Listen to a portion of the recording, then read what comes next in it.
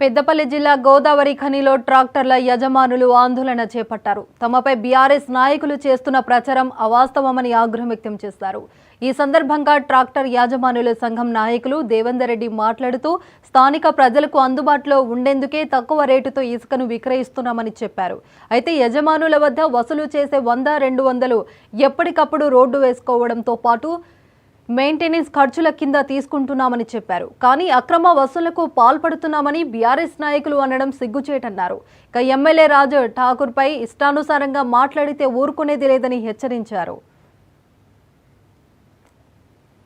వారం 10 రోజుల నుండి బీఆర్ఎస్ నాయకులు ముందుగా మాజీ ఎమ్మెల్యే గారు, తర్వాత కౌశిక హరి వీళ్ళు చేసినటువంటి ఆరోపణలు ఏవైతే ఉన్నాయో అవి వెనక్కి తీసుకోవాలని మా ట్రాక్టర్ యజమానుల సంఘం ద్వారా తెలియజేస్తూ, ఇప్పటి నుండైనా మీ గత 10 సంవత్సరాల నుండి మీకు శాతగాని తనం, మీ నిర్లక్ష్యం వల్ల మా ట్రాక్టర్ యజమానులు నష్టపోయి కష్టపోయి కార్మికులంతా రోడ్డున పడి బట్టలు లేక తిండి లేక నిరుద్యోగులై చాలామంది ఈఎంఐ కట్టలేని పరిస్థితుల్లో సగం మంది ట్రాక్టర్లు అమ్ముకున్న చరిత్ర మీది.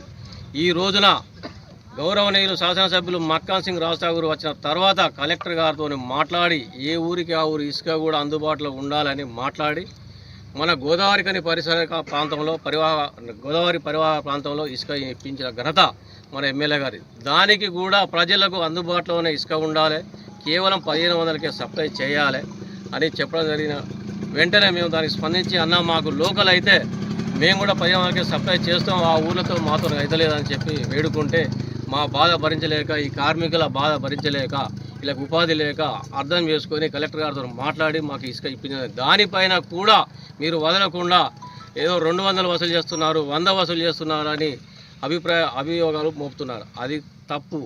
కేవలం మేము మీరు గోదావరి నదికి వెళ్ళినట్లయితే మేము చేసుకున్న రోజు వాటర్ ట్యాంకరు మెయింటెనెన్స్ కింద మేము ప్రతి బండికి ఎంతో కొంత పైసలు జమ చేసుకొని మా సంఘం ద్వారా ఆ రోడ్డుకు నీళ్లు కొట్టుకుంటూ అక్కడ ఉన్నవారికి అన్నం తినిపించుకుంటూ అవి మాత్రమే కేవలం తీసుకుంటారు తప్ప దేనిలో ఎవరికి ఏ ప్రజాప్రతినిధి కానీ ఏ పత్రిక వల్ల కానీ ఎవరికి ఎలాంటి రూపాయి చెల్లించలేదు. కేవలం మేము ట్రాక్టర్ యజమానులు బతకడం కొరకే మేము ఈ రోజున గోదావరి